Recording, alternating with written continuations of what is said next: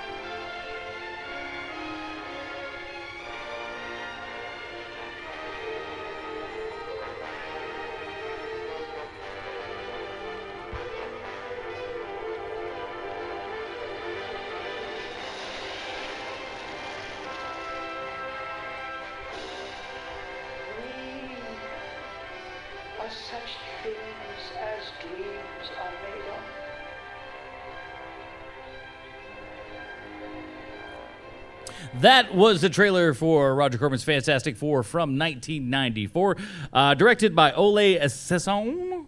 Sounds like he should be working on some sort of hair product. Actually, I think he is related to Vidal Sassoon. I heard that somewhere. Is that for okay. That for real? I'm not being a goofball. Starring Alex Hyde White, Jay Underwood, Rebecca Stab, Michael Bailey. I believe Smith is his last name. It's Michael being cut Bailey off Smith. here, and more. Bruce, we've covered many a Fantastic Four film on HMP. I can't understand how you keep coming up with stuff. What do you got for us for the Comic Book Connection? So you have the laptop, but you don't have the stinger ready? Listen, what do you want from me? The stinger. All right, no, fair enough. Well, I've said, you know what? I'm just going to kind of... Matt, do it live. Nope. I'm just going to go back and give us a nice overview of the Fantastic Four because we're doing this live. I've never gotten to do a Comic Book Connection live, so instead of going off into a bizarre direction, I just want to say that I've said several times the Fantastic Four are the characters that essentially created Marvel Comics. In 1961, DC dominated comics with books that were written for kids aged about 8 to 11 years old, and they pretty much just recycled storylines of 3 years. So every 3 years, they would start over just sort of telling the same stories because kids had aged out. Well, Atlas Comics noticed this, and they rebranded as Marvel and got the bright idea to make comics for 12-year-olds because if the 11-year-olds quit reading DC, they've got an untapped market of 12-year-plus readers. And they started this funny book revolution with a team created by Stan Lee and Jack Kirby called the Fantastic Four. And they debuted in their self-titled comic, and the 616 was born. Hopefully we all know the Marvel 616 is like the Marvel Universe. The original members of the Fantastic Four got their powers from exposure to cosmic rays during a mission to outer space, specifically the Van Allen belt, which I often want to shorten to like the Linus Van Pelt belt or something, but he came from the Van Allen belt. I want the Joan Allen belt. Stan Lee envisioned that each of their powers would embody one of the 4 alchemical basic elements. Nobody can deny that the Human Torch embodies fire, and the Thing's rocky physique is kind of Earth-like, I guess, but it becomes a stretch, pun intended, to say Mr. Fantastic represents water. And you have to be straight up under the influence of LSD to think Sue Storm is wind, but what are you going to do? You got to take what they give you, right? Now, from the beginning, the FF have been portrayed as a dysfunctional but loving family. They could be flawed, and they could also be petty. They have their differences, but they still manage to save the day. The Fantastic Four's status as the team that launched Marvel made it extra bitter when in 2015 the comic was canceled. Comic fans had much speculation that the unfortunate movie history was responsible for the cancellation, and that tragic movie history began with the movie we're going to be reviewing today. But fear not, true believers, Marvel triumphantly relaunched the Fantastic Four last month, so no need to have a heavy heart as we talk about a cinematic masterpiece. Okay, I was up with you up until that end point. So you don't think this is a masterpiece? This had that whole long history, which now in the digital age isn't there anymore when you can just find it on YouTube. But this was like one of those quest items. You go and you want to find a bootleg of Roger Corman's Fantastic Four on VHS. You need to see it on VHS. Yes. Now, how did you first see it, Adam? Like I'd always seen it at comic book conventions because, like you said, back in the Old West pre-internet days, it was somebody like, usually there was some VHS dupe of it somewhere, or, in subsequent years, if you were lucky, an okay DVD rip. But even then, it's usually like 4:3, and it was on a copy of a copy of a copy, so everything looked like garbage. And honestly, this whole movie is available on YouTube right now for free until, whomever decides to figure out that they want to take credit for it. It was uploaded 3 years ago, the copy that we watched. So, yeah, it's been there for a while, but it's widescreen. It looks pretty good. It's not Blu-ray quality or anything, and there's a couple of I intentionally watched a poor quality transfer because this is a movie you want to watch on a poor quality transfer. I have done movies like that, but when words, there's words on a paper or something, you're just like, that could say anything. Now, this is where my Mandela effect story comes in. because I have a very, very clear, distinct memory of walking to the corner video store, renting this on VHS during the summer while my dad was at work, going back home, down into the basement, popping it in the VCR, and watching this movie in 1986. But the movie, of course, wasn't made until 1994. But I have this very clear, distinct memory of not only watching it in 1986, but I rented it at the video store. Could it have been like some of the Fantastic Four cartoons? Nope. It's a very clear memory of that ugly butt Ben Grimm rubber suit that's in this movie. Now, I'll be honest with you. Mandela Effect really is just code for I'm dumb. No. It's.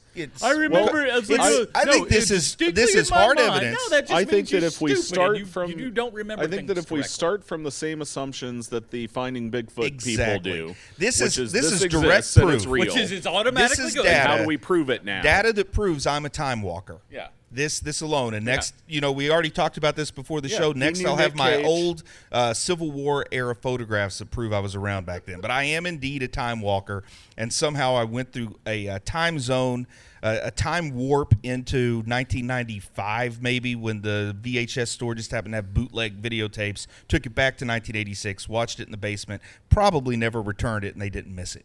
Maybe that's where the really good dupe comes from, is that pristine copy. The Time Walker version? Uh-huh.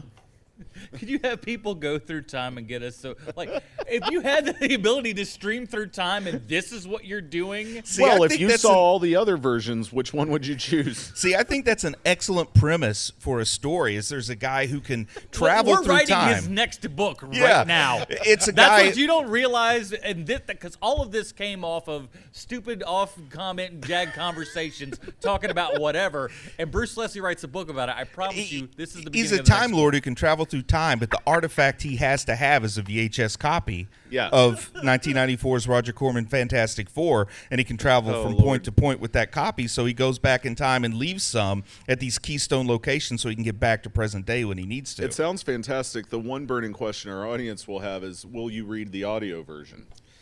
I hope I'll get Sean to do it, we Sean's wanted him real to good read at this promising to read audiobooks. He's also real good at promising to be at DragonCon. No, he's when we actually do live promised shows. the opposite. He's promised That's he'll true. never go. He's told us that he's never showing up here. So Now, I've got a question about the first, I think it's pretty much the first meaningful scene that we see. I mean, we get some cosmic stuff as an intro, right? Which, honestly, let's be frank, that is stuff that Roger Corman, they just bought that. Oh, yeah. That was footage stock. that someone we've else got shot. plenty of that we're going to talk about. But was Punky Brewster's dad the first person I saw on screen? Like, I really felt like the George Gaines was writing on the chalkboard. Is that who that was? Yeah. That was Punky Brewster's Yep, dad. indeed. So he's the biggest star in this movie. Yeah, and they probably dumped a lot of the budget at him for that scene. So he could write on the chalkboard and talk about Colossus, which had me excited this was going to be an X-Men movie for a moment. Yeah. But he does. Is it like, what's the accent he's using here? Smart. Yeah, it's Mid-Atlantic.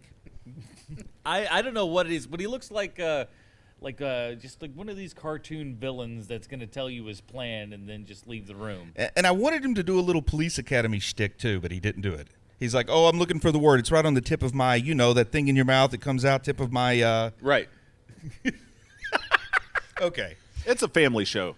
Now, when we're in college, which I didn't understand at first this was supposed to be like 10 years ago. Was there a title card or anything that said 10 years ago? The weirdest part is you're introduced to young Johnny and Sue, and it's not entirely clear that it's young Johnny and Sue at the beginning. And the person playing Sue's mom looks a lot like Sue, so I thought maybe that was Sue. And I was like, oh, wait a minute. Do we have, is Franklin in this already? What's going on? And there was no good explanation for why Ben and Reed wanted to go hang out with these kids in the beginning. And the kiss, man, when he kisses young Sue, that was pretty creepy knowing where this was going. Look, Mercedes McNabb was very cute, I guess. I don't got a good explanation for this. It's weird. It's a little creepy. I don't understand the actual age difference. As a parent, I tend not to let college kids just come hang out with my kids. Why? What are you, 23? Go hang out with my 9-year-old. First of all, Ben Grimm and Reed Richards were like 35 minimum, right? Because 10 years went by and they didn't get any older. He's over there playing he's the got video gray streaks. games. It's It's so bad. I'm like, but you just go like, whose kids are these? Let's mention Reed's gray temples here, because you Okay. pointed them out. Uh-huh. Are those taped on? Like, once again, I watched the bad Sometimes transfer. I can't tell. They Like, don't maybe look they like did good reshoot. gray temples. Yeah. I mean, they look like they're falling off in a Well, couple of scenes when he's running. I think at the very least, it's just flaps of hair that Yeah. they individually dyed. And then perhaps in some scenes, it is an addition to the hair, maybe because of budget reshoots They or look something. over there like, Greg, where's the extra? You didn't bring extra? Yeah. Who's in charge of the temple Get the weaves? ones that we ripped out of his head I yesterday. don't know, We'll but just put 'em Corman on was the tape. probably not happy about it. I mean, was this the line that the actor drew in the sand, that he wouldn't let them just dye his temples white? Put a little peroxide on there, let it sit He's 30 like, I minutes? gotta go out at night, man. Y'all, I have to say, we're already bagging on this movie. This is still not even the second worst Fantastic Four movie really that not. has been Oh, made. we'll get to that. Yeah, and the Robin rating. I have some things to reveal here, but Reed's gray temples were distracting, man. They looked like they were going to flap and he could fly or something at times. Also, what? Well, never mind. We'll talk about that weird Thor courier later. Oh, I yeah. guess. Believe me, I got notes. But Ben, I want to talk about Ben Grimm, not the Thing, who's a different actor for reasons I don't understand. But Ben Grimm here is a muscly guy.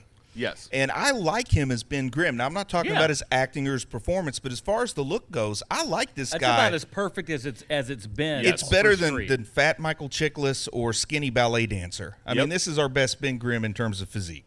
Yeah, I think so. And also, Michael Bailey Smith's like a big stunt guy. He's done a lot of horror makeup work. Famously, he's in the.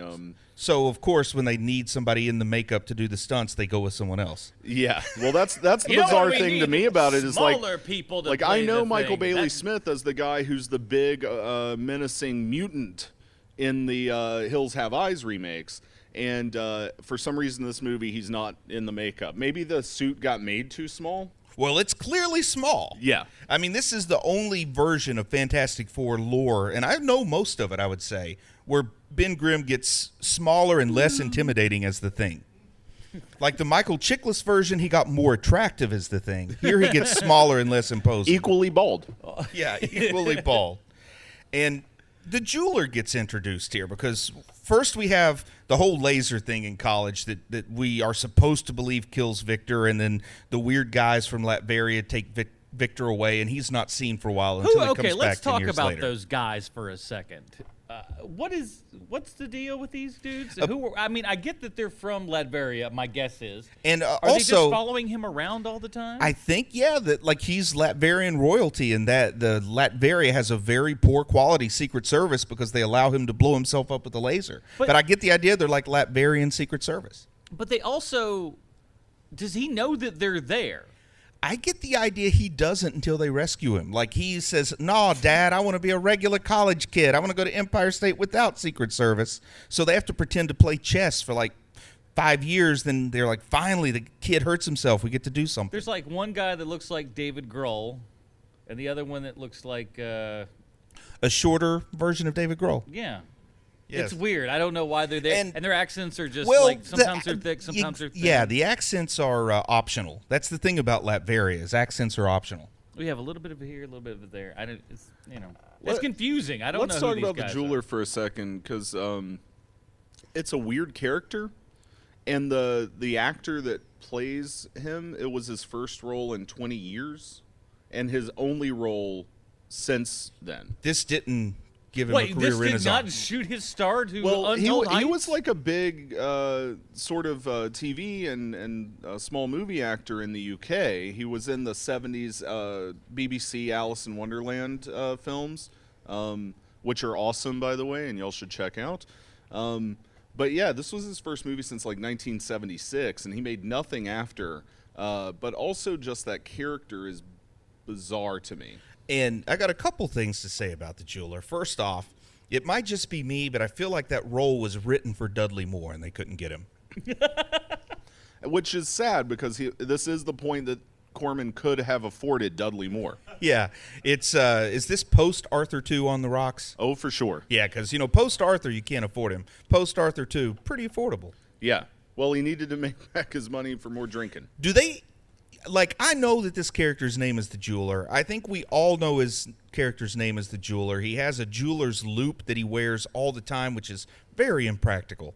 I'll tell you that There's right now. a lot of stuff Hard to going get on. around with the jeweler's loop. Did they ever call him the Jeweler in this movie? Yes. Okay. He calls him that There's a couple at least, times. Because I once or missed twice. that on my poor transfer. Yeah, it's there. Yeah, when he pulls up the name and stuff too, it's written on there. Yeah, But on the computer screen, which is that, you might not have seen on the transfer. So this, how much of a character is this jeweler really? And let's be honest, is this not also just a ripoff? It's 1994, so Batman Returns has already come out. Yeah, this is very It's much pretty much influenced by the Penguin in Batman Yeah. Returns, and Danny DeVito was who they were going to call after Dudley Moore turned him down, but they got all the way to this guy before somebody took him Yeah, out. all the way But down. Here's also another thing: is Mole Man, a Fantastic Yeah. Four villain That's in the where comics. I thought they were going at first, So- because the first time that we see this jeweler, he comes out from underneath Right. a manhole. So I don't know if Corman or somebody at Constantine Films, isn't that the name of the Constantine. that had the rights to Yep. it? Did they think they were going to get some major like marketing money by creating a new character? I think this likely comes down to a weird rights issue, right? Where throughout the late 80s and early 90s, as Marvel was continuing to license out properties, which they did up until they created Marvel Studios, certain characters did not go with them, and if you wanted them, like especially main villains and things, you had to pay more money. So I'm wondering if like the Fantastic Four license included the four main characters and Doom, but not anybody else, and this is a budget attempt to kind of shoehorn a Mole Man and character in what there. kind of hubris are you exhibiting when you're the guy that wrote this screenplay and you say Doom is not enough to embody the talents of your story? Like, you have to add an extra villain because you're greater than Dr. Doom. Again, Well- I think this may be crazy, but I think there may be, again, some Batman Returns stuff going on there to where, because they were starting to double up and be like, hey, man, you can't just have one villain anymore. We got to have a couple. But I go back to Dudley Moore. I think he really wanted Dudley Moore in this movie, so he wrote this role. I mean, yeah, I think you're right. Can we talk a little bit about the first time Ben Grimm meets Alicia Masters? When he breaks the statue, Yeah, when he breaks the statue, I think he kind of knocks her down or something, and then proceeds to lift a totally, like, this is a stranger. He's just never straight up lifts a by blind the woman in waist, the air. into the air, and puts her down. No, he holds her up there for a Yeah. minute, too. Why is she not screaming in terror at that Because point? they're in love, Because man. she's blind, you idiot. Hey, I think blind or not, it's scary when a stranger holds you up in the air. Nobody has done it to You're me like in years. a baby. And she just puts her down. It's weird. That was, weird in every level. I mean, At this the same time, too, there's like how like nonchalant he is on just like, I guess I broke your stuff. Yeah, This- I'm Sorry. really sorry. This movie gets off to a weird tone when Reed Richards kisses a little kid, and it just gets weirder from there. But lifting strangers This in the girl's air, not 9 anymore. I'm you going to know, marry her. I remember 1994 fairly clearly, and I know that it was, different socially than now, but even then it wasn't considered like, hey, you meet a stranger, you show them how strong you are by lifting them up. Now, in elementary school, I can remember when you would meet a kid you didn't know, and you're like, hey, I bet I can lift you up. Yeah. And that was acceptable in elementary school. But, like, by college time, you kind of get away from that lifting people up thing. Hey, he especially did say that strangers. he didn't want him there for his intelligence or something like that, just so he could pilot the plane. Yeah. But yeah, lifting a stranger into the air, I mean, literally, he picks up a stranger. I'm going to put you on the ground now. There you And go. something about that interaction, we'll find out later, makes her fall in love with him. Which She I feels wonder. his face. He's very handsome. Here's the thing. He's not a horrible looking dude. No, he's got a nice he's square jaw. He's ready big, to roll. Big guy and, And, stuff. So, and that yeah. segues into my next question. Which member of the creative team behind this movie really loved Lionel Richie videos? Hello. Yeah, because we got a serious hello moment. And also, I've got a bone to pick with that music video because that bust doesn't look that much like Lionel Richie. Yeah, He you're doesn't. right. It looks horrible. It looks like an odd chia The pet. molds for this film look better than that bust. Which is not saying much for Lionel Richie's people. Right. I'll say this though, like with that whole scene, you never can should've left the Commodores. clearly tell that this is a person who did not make that head. First of all, the head doesn't look super great to begin with, but this is how she's touching it. She's just like kind of, I'm blind and I don't know what I'm doing. Slap, slap, slap. It's like you don't know what you're doing at all. And then 10 years later, where we're at now, and they're getting ready to launch the rocket. And I was really puzzled, like, why did college-age Reed feel the need to go, like, kiss this little girl for no story reasons? And now I'm still as confused when he goes back to the house. Like, the mother still allows him to visit and lets him abduct her now, what, you teenage remember children? that creepy old man when you were 9? You're now going- that you're 19, you're going to space with go him. to space with them. And she dubs them the Fantastic Four in not a totally forced moment at all. No. Look at you, the Fantastic like that's where you would have Four. had like the Mark Burnett, executive producer, come up on the screen. And the score emphasizes this moment as well, which is amusing. Mostly because the score for this movie is really weird, and this is where they push like a theme a little bit. Well, I don't know if I go so far as to call them themes so much as this is all the music we have. Let's play it again. Well, that's true. I'm also very fond of the fact that the main part of the score that keeps playing over and over really makes me want to watch Jurassic Park. It definitely feels like this guy was a fan of John Williams. Well, I mean, this is a year after, in production, the year that Jurassic Park came out, so there's no way that he didn't know Now, that's the boy, the does key that not bars. put the effects in perspective, that this is a post-Jurassic Park world when we're getting these effects. And that's part of my Time Walker thing. I think maybe I did get this movie from 86 and bring it forward, and that's why it looks like it was made in 70s. I mean, this looks kind of like on par with the Nicholas Hammond Spider-Man movies, right? Yeah, it's about on par with that. Yeah. Uh-huh. Yeah, it'd be like a nice 1979 made-for-TV movie. Yeah, you look at it and was- go like, oh, that was okay. Look at them. But the they thing had that so puts much it put together. to its own time is the cinematography style, right? It's got the heavy shadows and the big pomp and bombast of the Batman films. But I think also a lot of that- I tonally, totally think missed they're that. I think tonally that's what they're going for, right? I think that's there to hide the seams, man. Yeah, of course it is, but stylistically, I mean, you watch those scenes with Doom, for example, and there's two things happening, right? It's that post-Batman moment, but also the way you can do low-budget sci-fi like that is exactly like Masters of the Universe. And if you watch those Doom scenes, man, they are This mirroring. has a very Masters of the Universe vibe. That's Even, Well, yeah. even the character design of the jeweler is a lot like the also made up character for Weird the little Masters elfy of thing, the yeah. Universe film. So here's a question for you, Matt. If you compare Roger Corman's production, what's it called? 21st Century. What's Roger Corman's production? This one's company New called? Horizons. Yeah. So you compare New Horizons to Canon Films. Is that a good thing for Corman or a bad thing for Corman? Like, I don't know where they fall into the hierarchy. Well, here's the thing: Corman is the grandfather of all of this stuff, right? His exploitation genius goes all the way back into the 50s, where he made like beach party films. Aimed at the teen market, and in the 60s and 70s it turned into like sex and drug.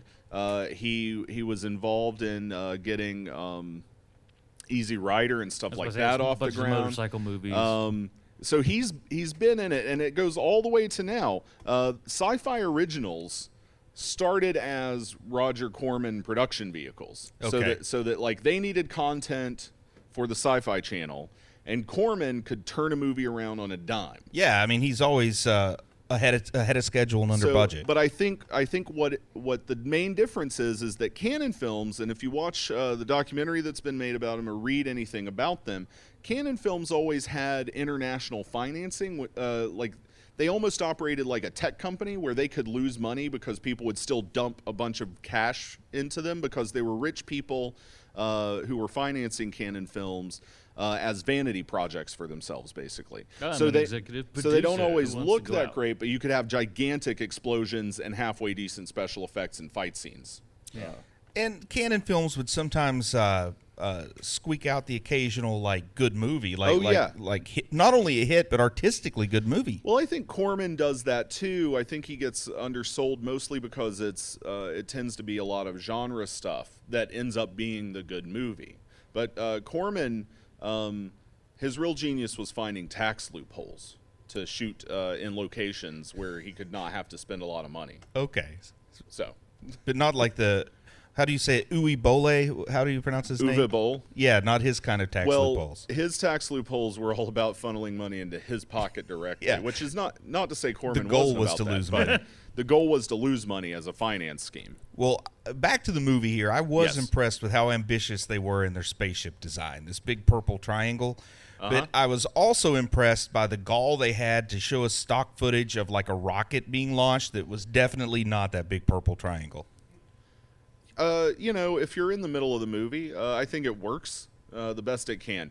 I think also with things like this is where it's helpful to keep in mind the history of the film, which is that it's thrown together, almost slapdash, even for a Corman film, mostly as a means of holding on to a copyright that's about to lapse. And I think some of the stock footage is literally that. Not only budgetary, but like, why are you going to dump money at something to look really good if it's literally just to hold on to the copyright and produce another feature in the future? But then it confuses me some of the posts that they did do. I mean, there are things they did put more effort into than they had to.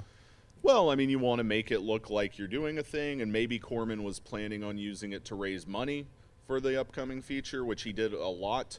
I think you can see the planning there in the final sequence, like the computer graphics when we get to the end of this. Yeah, that's kind of what I'm thinking about. That they're seemed polished, unnecessary. but it's also not fully polished, and very clearly so. In a poor transfer, it can also pass as hand animation. I'll put that out there. Yes, indeed. But when the spaceship does launch and we get to see, and this isn't even a space shuttle launch. They don't even treat us to recent stock footage. This is like circa 1978 sending up a weather satellite or something. Yeah, But it's exactly like you would have gotten on TV then. now we know that before the spaceship goes, that the jeweler stole this big white glob that's supposed to be a diamond and replaced it with another big white glob that's supposed to not be a those diamond. flat piles of diamonds that you're used to getting on a regular basis. Kind of look like those crystal kits you can buy, and like on the box they show all these real pretty crystals. When I would try it, it's just a big white just a glob. big lump of, like like, honestly, they white may have sugar. gotten one of my old overdone crystal kits. Do you think that they in order to make that prop, they just filled a mold, like a geode with mold?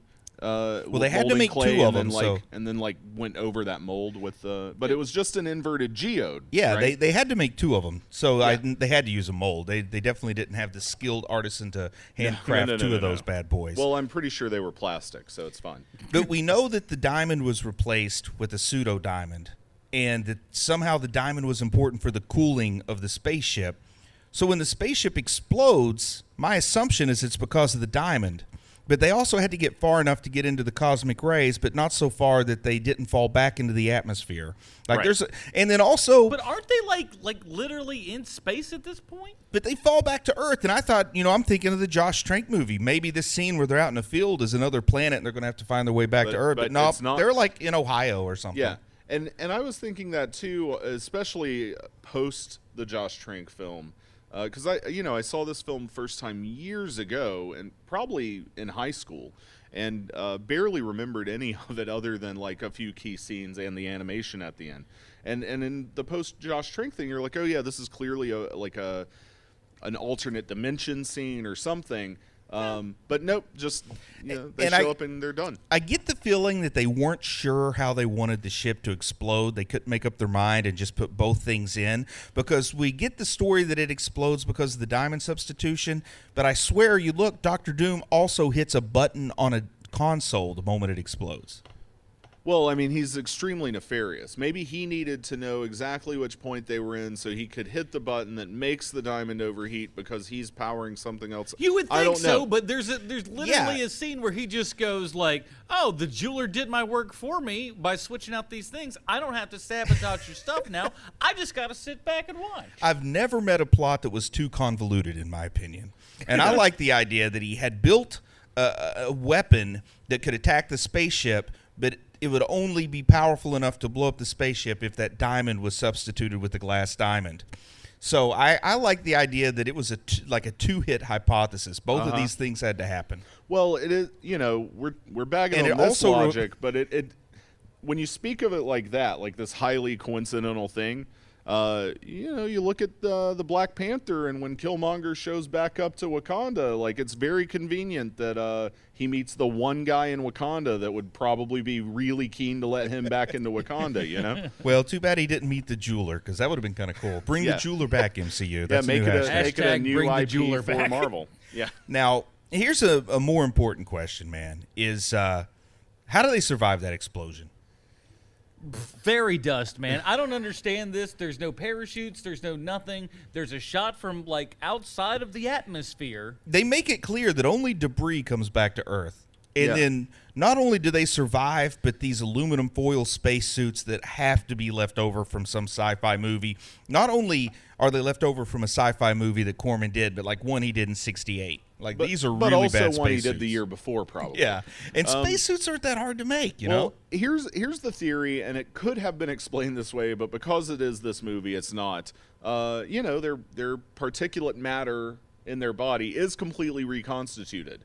So was that happening during the fall, and is that how they survived? And given the way this movie's written, that would have been totally acceptable for Reed to go, look, we survived because of unstable molecules. Like, honestly, they drop stuff out of the blue like that, and then no explanation.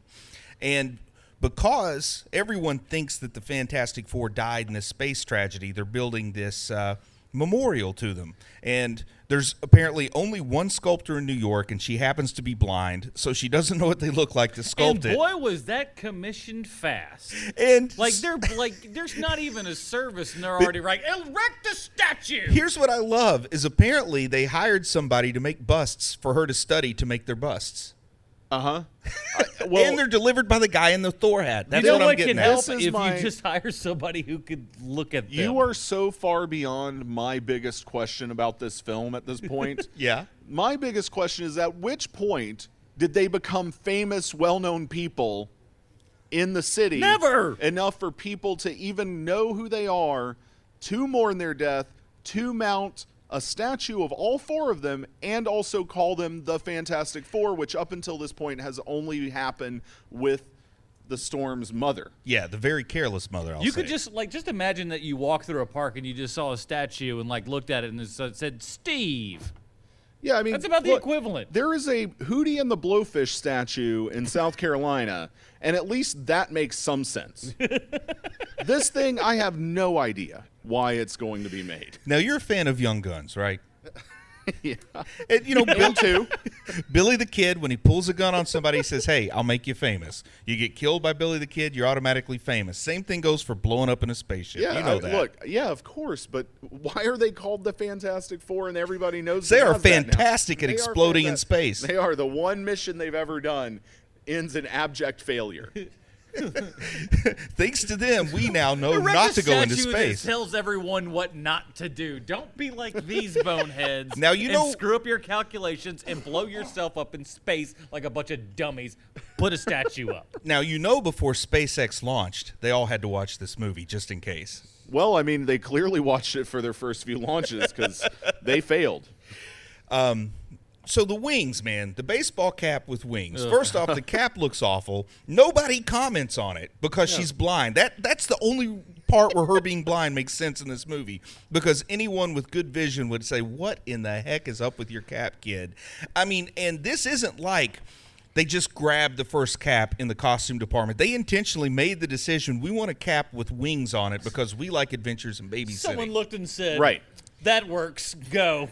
And I mean, almost it's a messenger certain, service, but still, why? Yeah, and I'm almost certain they didn't have the right to use any kind of Thor facsimile in this movie. And congratulations, mission accomplished, because that does not look like Thor. Or Captain America. Yeah, but and it's like one floppy wing, one wing straight up. They didn't even take good care of their crappy hat. Maybe they're just like joking about how Reed's sideburns look.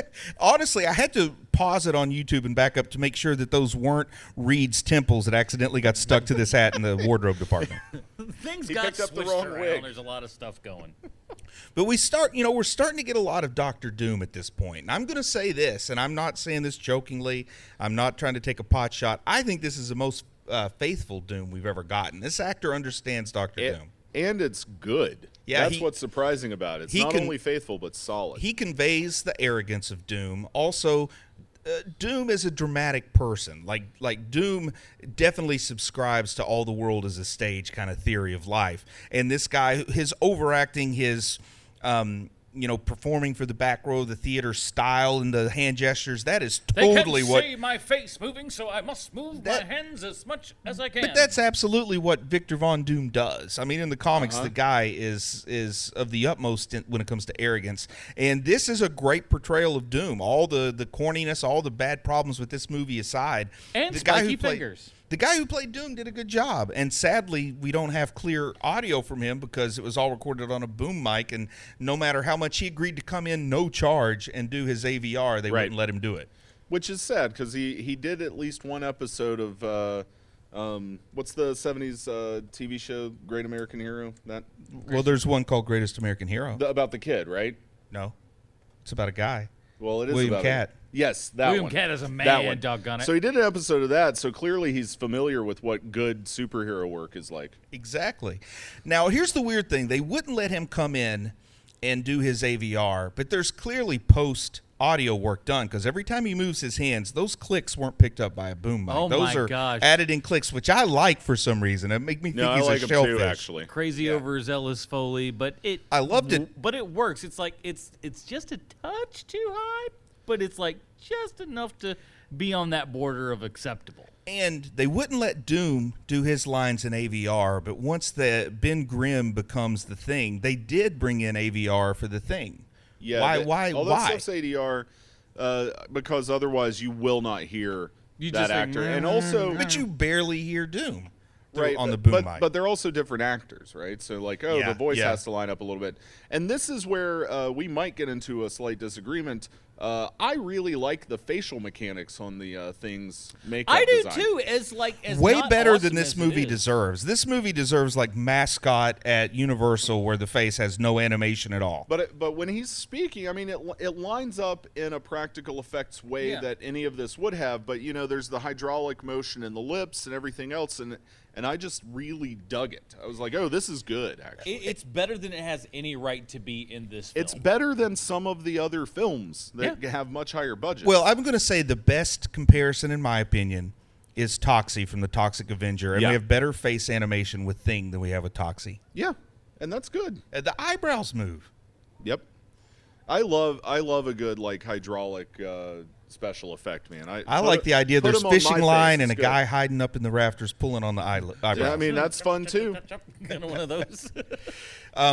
But what do you think about the Human Torch? And we get very little Human Torch because of budgetary constraints. We get that prolonged scene at the end, which we'll talk about. But for most of the movie, he just kind of like sneezes and fireballs come out. I think he throws a fireball here and there. And he does say a lot of flame that. on once. And he does it. It is at least explained why he's not constantly just engulfed. Where he says, "All I do is I concentrate on a part of my body, and that's what I can do."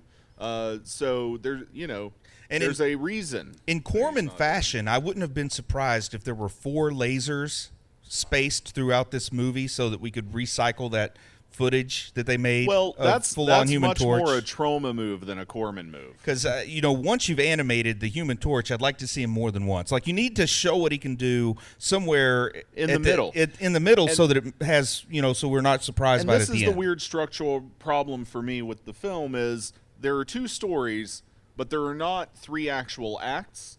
And most of the team gets nothing to do to end the second story. And part of it's the quality, and part of it's what I'm used to watching, but it really does feel like 2 episodes of a TV show strung together to be a movie. Yeah. And honestly, and let's touch on it real quick because there's not much to it. There's a reason we haven't really talked much about Sue. Sue doesn't really do anything. What do you think? I like her invisible effect, though, better than I expected. I expected just shoot want a her scene to- without her in it and her voice comes in. That's what I I just want her expected. to do something other than like get between 2 people and disappear, and they either punch one another or shoot one another. Yeah, because that's how it works. But she doesn't become intangible. She just becomes invisible, and I don't think they understood that. Because she can crouch down, right? She frequently, like when the 2 dudes shoot one another, Boy, reading into that, aren't she you? But reappears and comes back up from crouching. Sure. But I think that's a high-risk maneuver. What if you don't crouch fast enough? I agree. Why I'm not just saying. stay invisible? Because then what are we looking at? Exactly, that's what I expected. That's and a then, budgetary move, by the way. In the third act, they introduced the force fields, because I'm watching this, and I'm like, okay, the invisible only goes so far. Why aren't they incorporating the force fields? Then they do it at the very end, and once again, it's one of those things. You can't have a power in the third act unless we've seen it in one of the first two acts. Not true, because in Empire Strikes Back, we don't know that Luke can jump super high, and yet he does it in the third act. So and this now is the Star ludicrous. Wars is ruined for now everyone. we're comparing this to the Empire Strikes Back. I'm saying that Empire, like Luke's a Mary Sue, is what I'm saying. Okay, well I'll buy into that. No questions asked.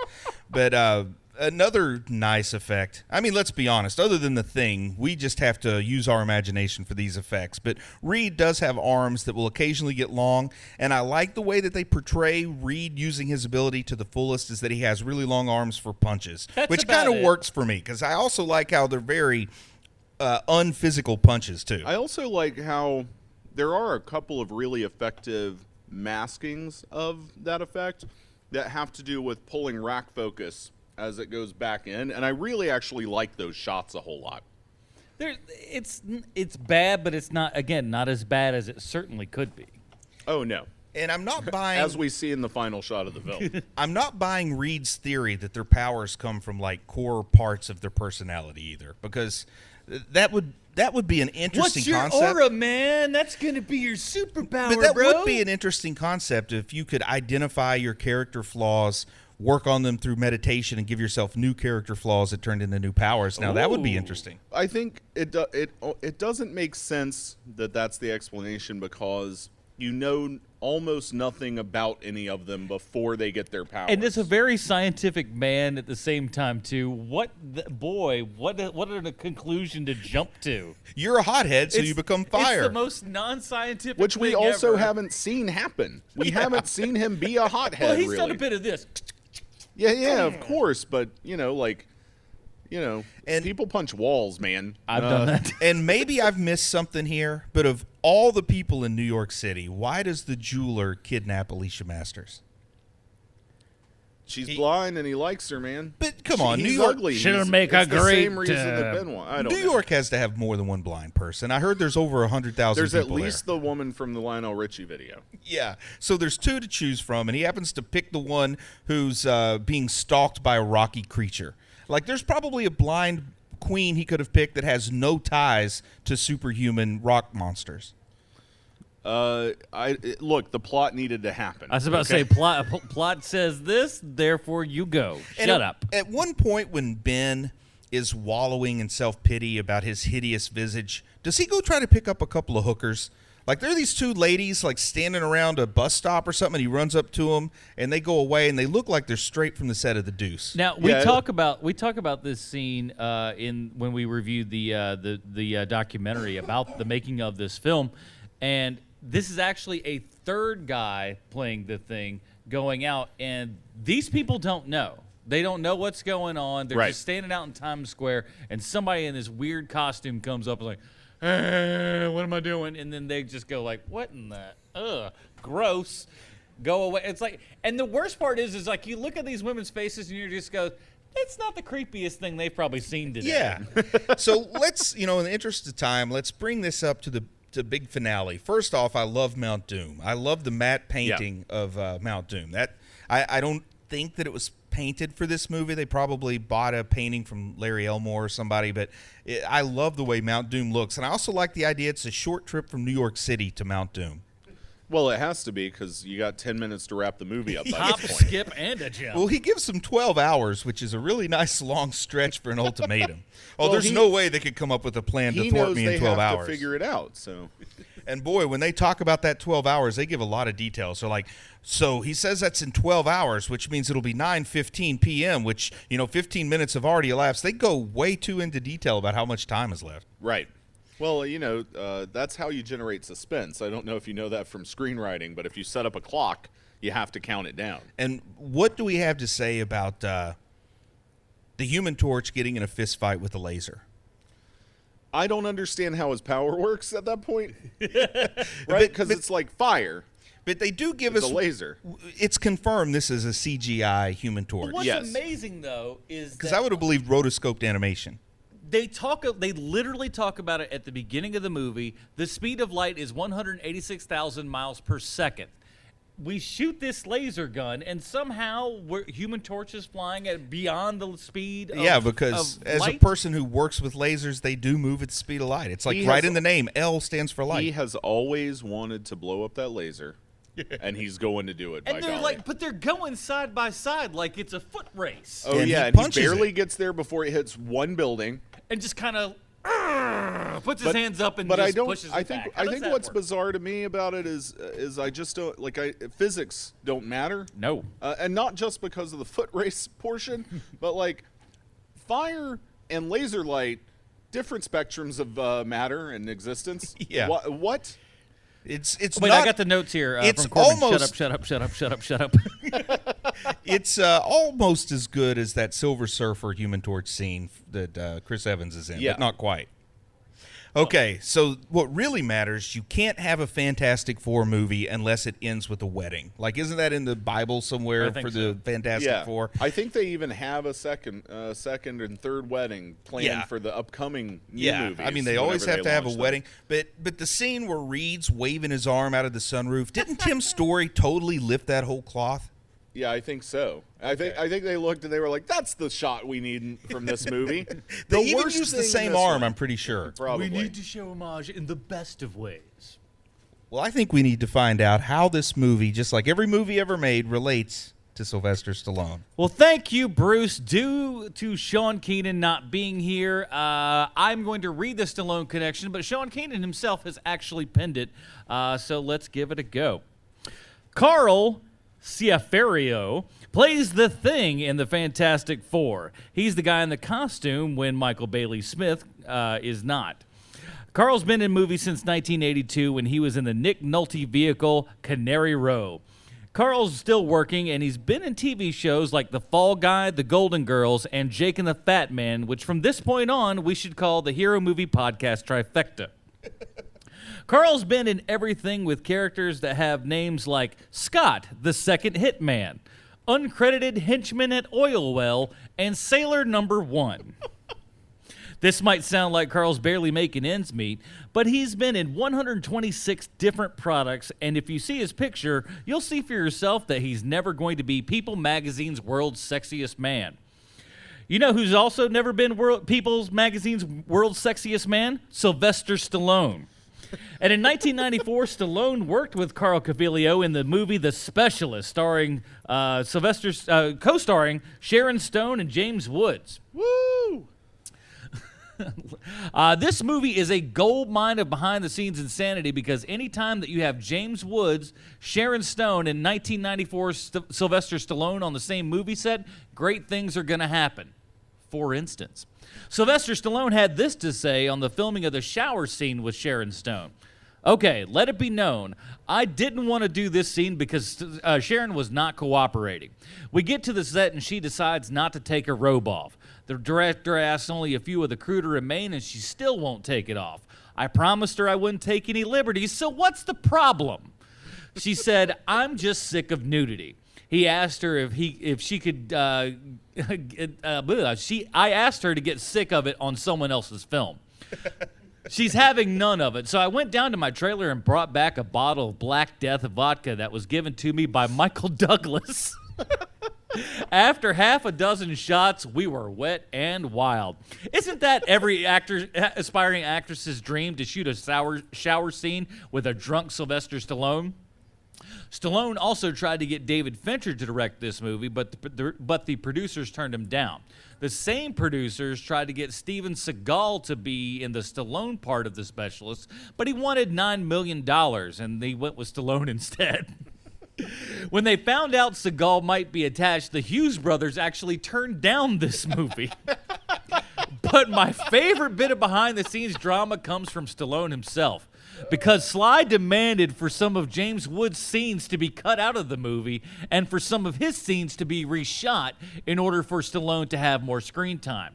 The reason for this was because Stallone was worried that Woods would, quote-unquote, steal the movie away, because even though James Woods is bananas, he's a better actor than Stallone. And in 1994, when Sylvester Stallone wants you cut from a movie, Your scenes are cut from a movie. There you have it, HMPers. This week's Stallone connection is Carl Cafilio. Now, poorly rendered Human Torch and hilariously awful Mr. Fantastic. Let's review Roger Corman's Fantastic Four so we can get back to our quiet lives of desperation. All right. So here on Hero Movie Podcast, we have our own patented Robin rating system. If you'd like to check that out, head on over to Facebook.com/Hero Movie Podcast. It's right there at the top of the screen. Bruce, what is your Robin rating for Roger Corman's Fantastic Four from 1994? Well, the movie holds kind of a sacred space in fandom, so it gets a little extra bump from that. I mean, just kind of the historic value, if you want to call it that, the urban legend value, if you want to call it that. And I like the Tim Story movies more than most people do, but this felt like a sweeted version, like from Be Kind, Rewind. And I heard another podcast mention that before, so I'll say that other folks have said this before. I'm not the first, but it really feels like the Josh Trank movie got sweeted and this was created. I have fun watching it. You know, it's in the same vein that I like the David Hasselhoff Nick Fury movie so much. I like this movie. You love that piece of garbage. I love that movie, and I like this one. So I have to go with the Damian Wayne. I can't be so bold and boisterous as to try to say it's a good movie, but I have fun with it, and I'll watch it again. Matt? Is Damian a 3? Damian's a 3. I'll go Damian Wayne as well. I'm never on this show, so I never remember what they're doing. Yeah, I'll go Damian as well. This is, I think, the second best of the 4 Fantastic Four movies. If we could get 4 fantastic ones at some point, that'd be great. But as of right now, we have 0.